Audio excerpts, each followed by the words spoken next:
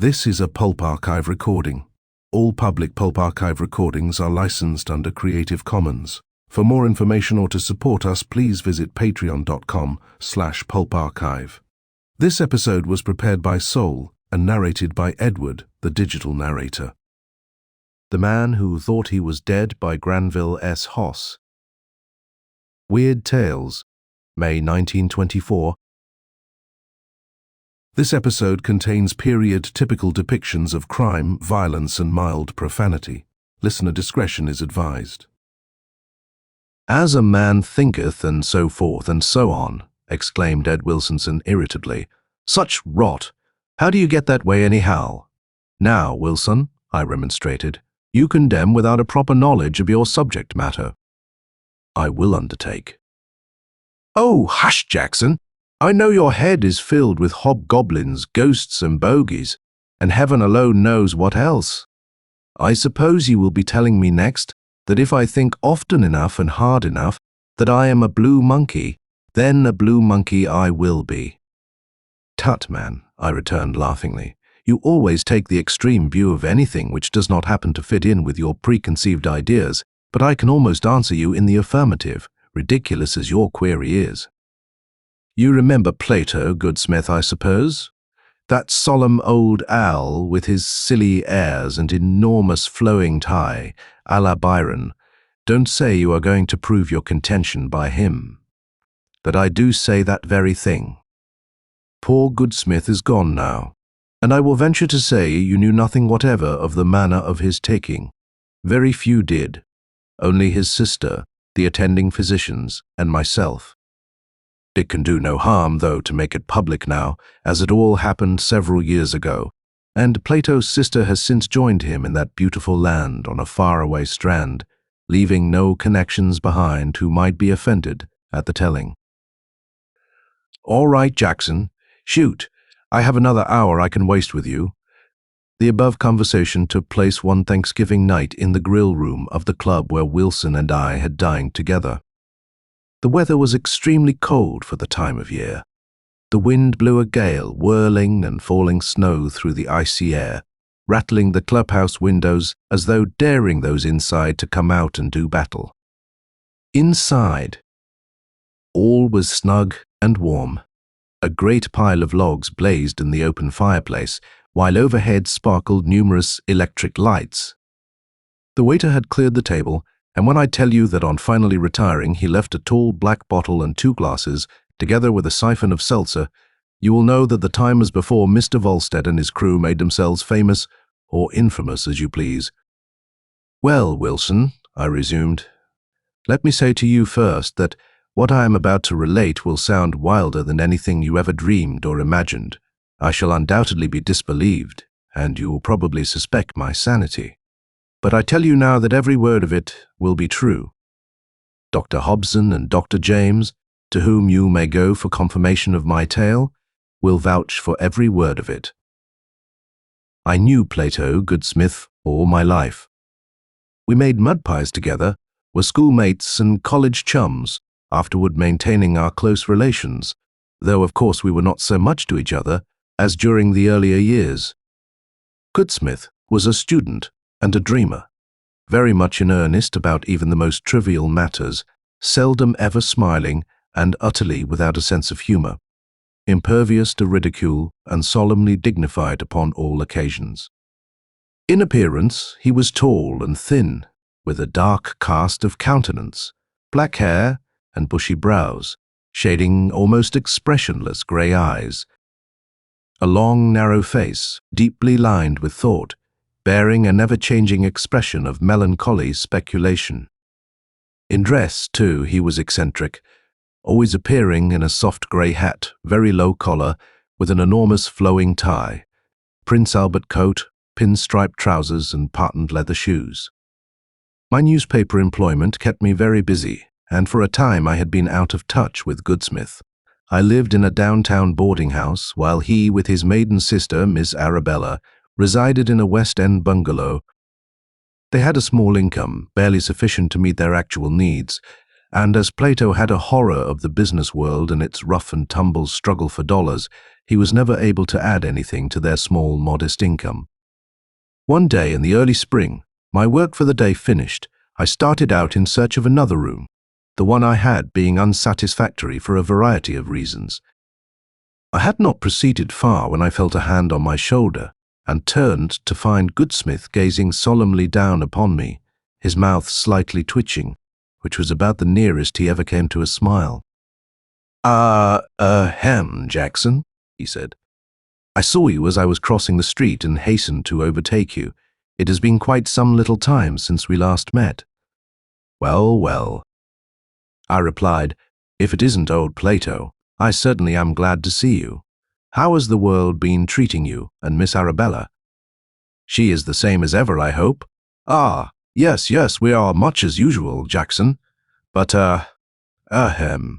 I feel highly gratified by this meeting." "Yes, I may say that highly gratified." "You have nothing on me, old boy, for I am right down happy to see you. I was just commencing a disagreeable task, looking for another boarding house, in fact, but that can be put off to some other time. Let us get in some place where we can talk. I want you to tell me all about yourself." "Ah, no, Jackson, no. I am engaged, you know, on a little literary work."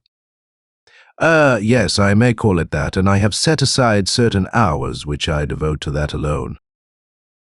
Now, you see, or, I should say, you know, Arabella and I occupy the entire house where we are at present, and, there happens to be a spare room.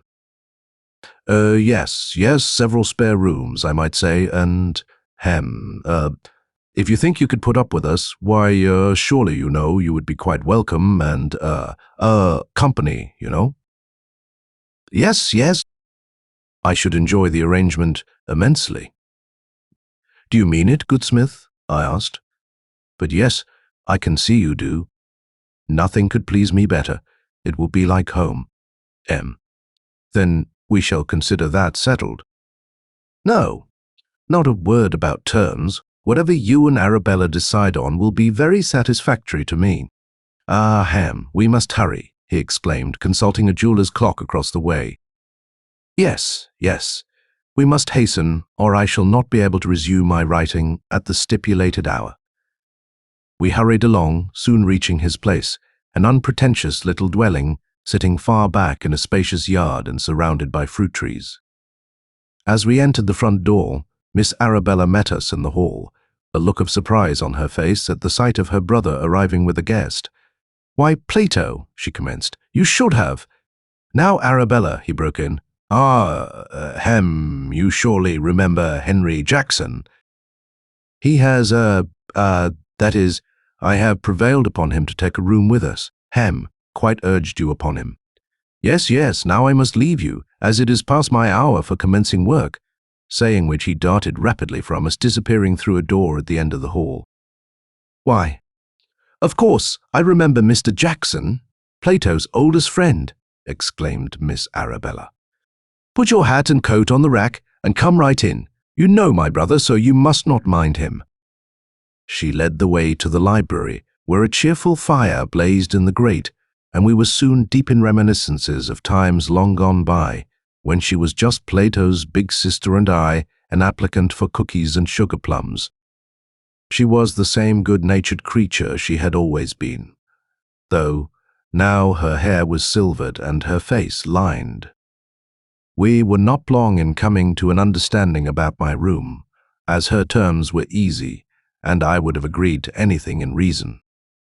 Plato occupied a room on the first floor next to what he called his study, while Miss Arabella used one of the upstairs fronts, and it was arranged that I should have a back one, of which there were two.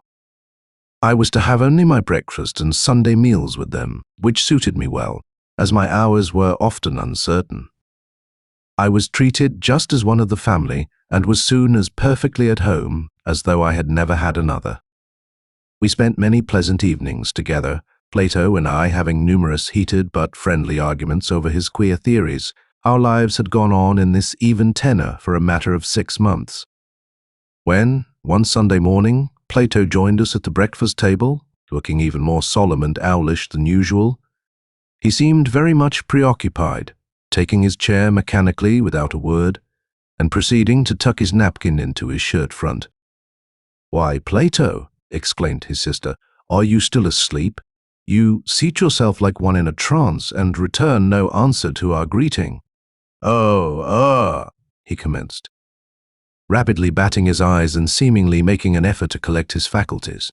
Yes, good morning, Arabella, and you, Jackson.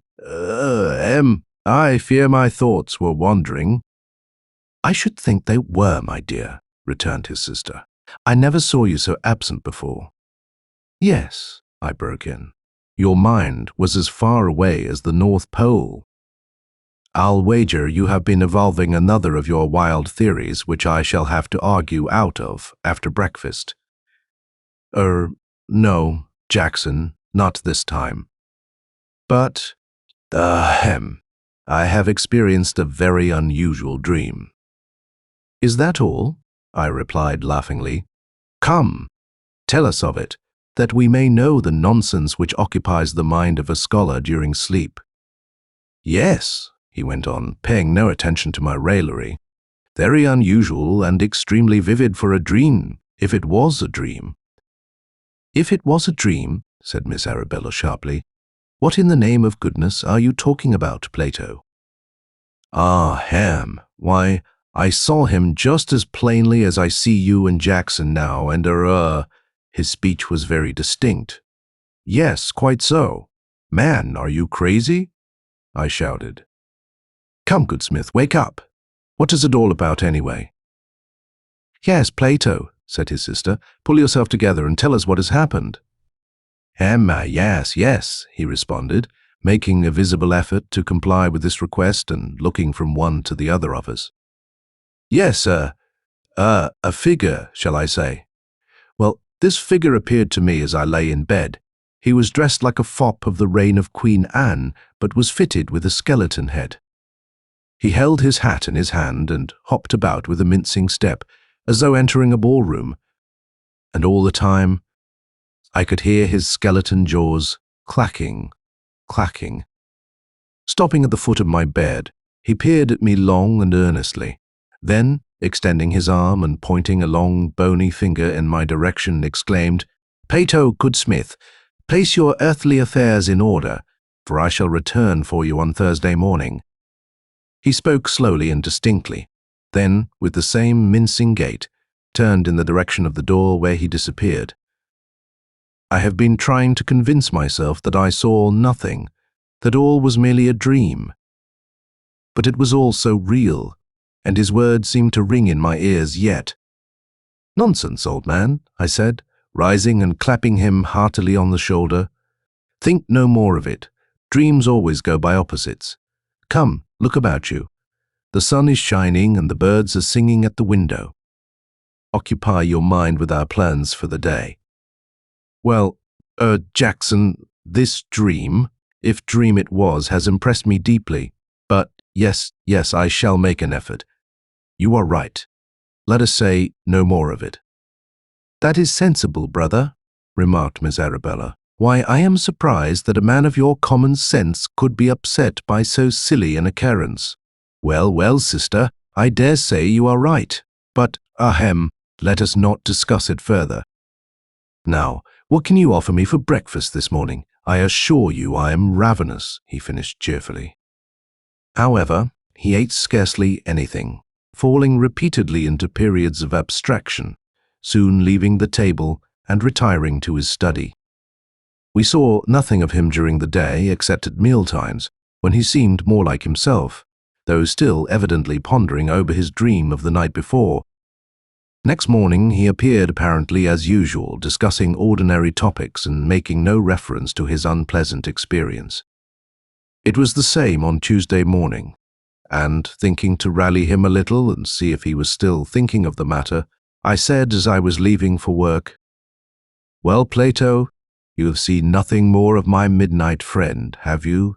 The Queen Anne dude with the death's head?" No, Jackson, no, but, he said, Thursday morning, you know. And this is but Tuesday. Nonsense, man, I responded, hastening down the steps. Forget it. Dreams can harm no one. I was sorry to have mentioned the thing again to him, as I saw it was evidently still preying on his mind, and it was with a feeling of relief that, on hurrying home that evening, I found him seated in the library, absorbed in a book. We had one of our old-time arguments that night, and he retired to rest, seemingly his old self, when he appeared in the breakfast room Wednesday morning, though I knew that the phantom must have visited him again during the night. He looked pale and anxious, and his hand trembled so he had difficulty in raising his coffee cup to his lips. "Plato," exclaimed his sister, "are you ill? Shall I call Dr. Hobson?" No, Arabella. I shall be all right presently, quite well, in fact. There is nothing wrong." "Goodsmith," I demanded, "have you been troubled with bad dreams again, and have you been weak enough to let it affect you in this manner?" Yes, Jackson. I saw the same figure again, and he reminded me, after inquiring if I had settled my mundane affairs, that he would come again Thursday morning." "Of all the rubbish," I shouted, "and you, a grown man almost 40 years old, let such a thing upset you as if you were a child. Use your reason, Goodsmith. Consider the thing logically for what it is, a mere phantom of the mind and nothing more."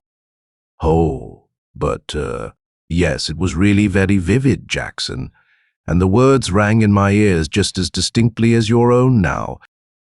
I know I was fully awake this time, and remember, this was the second visitation."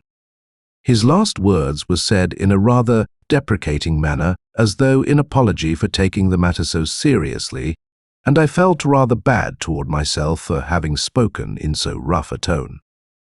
Well, I said, rising, "take something for your liver and get out in the open. Go out in the air and think no more of the matter. So cheer up, old man." Yes, Jackson. I dare say your advice is sensible." Yes, quite the thing." "I must be going," I exclaimed with a glance at my watch. "Take good care of him, Miss Arabella, and call Dr. Hobson. He is a cold, practical man, and can possibly make Plato look at the thing in a rational light." I felt unusually upset that day, and showed it in the quality of my work, which was not up to standard at all. I hurried home early and was met at the front door by Plato, who, without allowing me a word, said, "Jackson, may I have your presence in the study for a moment? I want you to perform a small service for me." I followed him as requested, and, on entering the room, found seated there Lawyer Adams and Samuel Rugg, a neighbor, both of whom rose on our appearance. "I merely wish you and Mr. Rugg to witness my will, Jackson. Mr. Adams has it ready for your signatures." After the usual preliminaries, this request was complied with, and the two strangers departed. Jackson, not a word of this to Arabella, mind. I do not wish her to feel unnecessarily disturbed, you know." "It goes without saying, old man, that I shall say nothing. But really now, have you let a miserable dream work on you to such an extent as this?" "I cannot believe it." I merely wish to be prepared, Jackson, that is all. In case anything should happen tonight, I have placed all my papers in order. My affairs will need no lawyer to untangle them." "Tut, Goodsmith," I responded. "You talk like a man going to execution. Pull up and shake off such thoughts." Jackson," he replied mournfully, "possibly I feel like, but no more of this. Let us join Arabella, and remember no syllable of what has passed." We found his sister seated in the library, where we spent the rest of the evening talking of commonplace matters.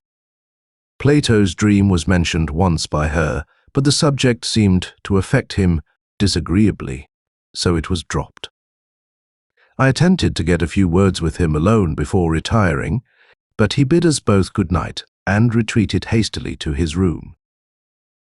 I felt considerably worried over my friend's state of mind, and it was several hours before I could sleep. However, I at last dropped off and awakened next morning at the usual time. I dressed hastily and hurried to the breakfast room, my first thought being of Plato.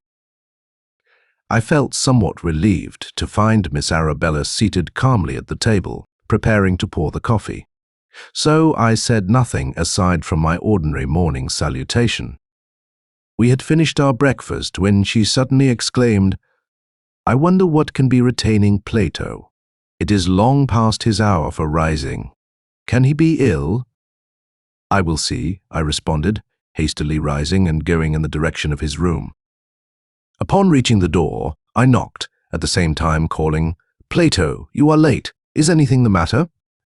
There was no answer, and I was just preparing to repeat my summons when Miss Arabella, who had followed, closely brushed past me, opened the door, and hurried inside, exclaiming, "Brother!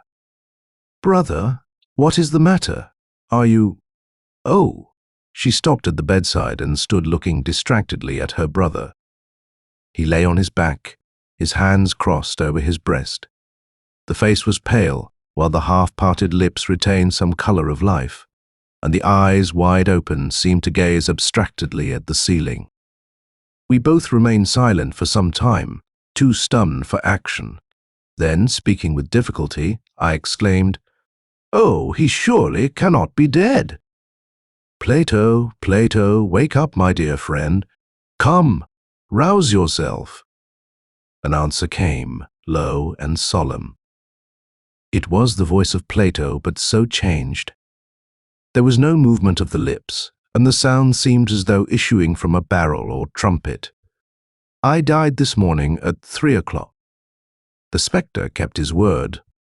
Miss Arabella, who had become very pale and trembled violently, completely lost consciousness at these ominous words, and fell to the floor in a faint.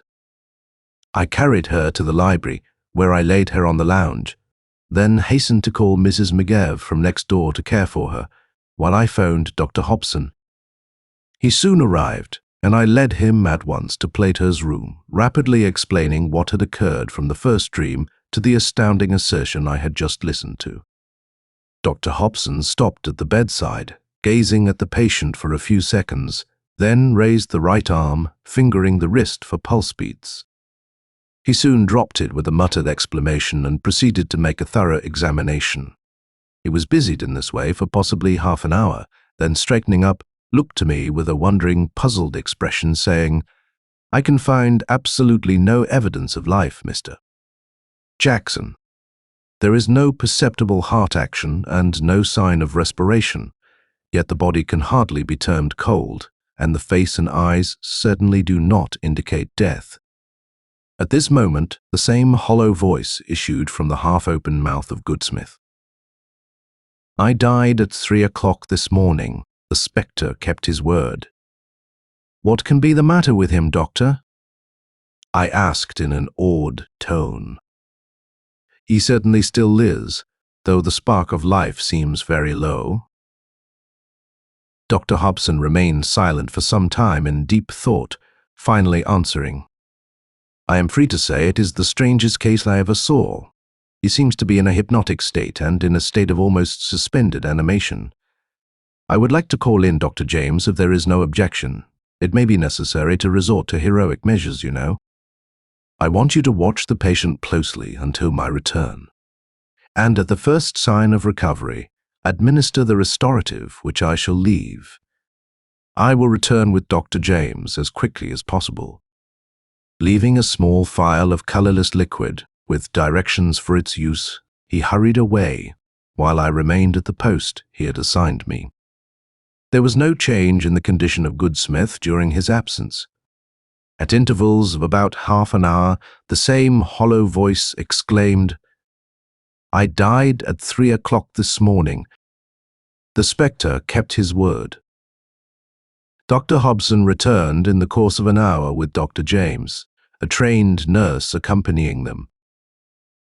I left the room while they made their examination and talked the case over, which occupied them somewhat longer than 2 hours. I called my office, telling them I would not be down, then went to Miss Arabella, whom I attempted to console. This was an impossible task, as she deeply loved her brother and sat in a state of dejection from which it was beyond my power to rouse her. On emerging from the sick room, the doctors came immediately to the library where we were sitting. Dr. James announced the result of their efforts. "We have tried every means to rouse him," he said, "but without avail. He does not respond to the usual methods of awakening a hypnotic subject, and apparently feels no pain, as we have resorted to measures we would not think of using, did we not think the case desperate. Heart stimulants and restoratives have been equally powerless. We can only wait and hope for the best, trusting he will emerge naturally from his trance-like state. The nurse will stay with the patient and we will return at intervals during the day. She has full instructions how to act in case there is any sign of improvement." They were as good as their word, making several calls during the day and night, that there was no change in the condition of my poor friend. By the third day we had given up hope. The voice still came hollowly, with the same dreadful announcement. The lips had lost much of their color, and the face had assumed an ashen hue. The flesh was drawn, and the body had become stiff as in death. To Dr. James that the patient resembled one who had been dead for several days. "Yes," he returned, "I had hesitated to mention it, but it is a fact that decomposition is actually doing its work. Yet we know there is still life. The soul remains, and continues to announce the death of the body.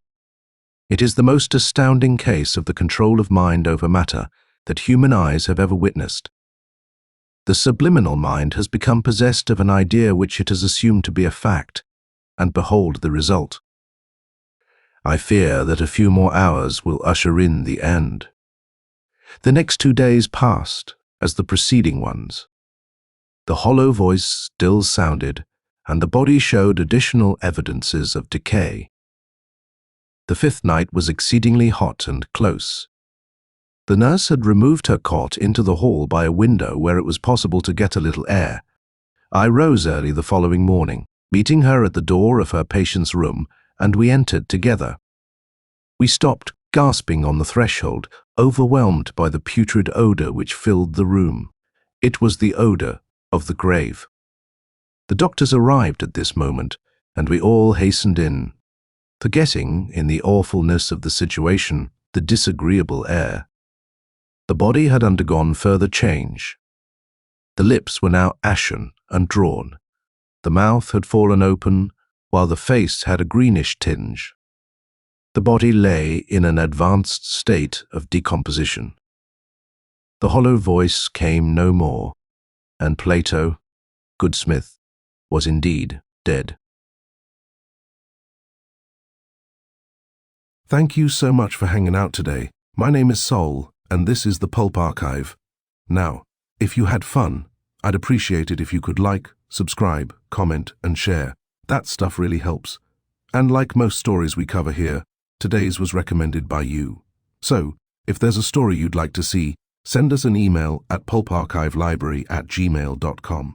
We'd love to cover it. If you'd like to support the podcast and keep us going, consider subscribing to our Apple channel or becoming a member on Patreon. Just visit patreon.com/pulparchive. For as little as $5 a month, you'll get access to all our podcasts and private explicit episodes that wouldn't be allowed publicly. We feature almost every genre of pulp fiction, horror, detective, western, and even sports. Special thanks to our patrons who make the podcast possible and make every episode of the Pulp Archive happen. Every episode is dedicated to our Patreon members. I truly could not do this without you.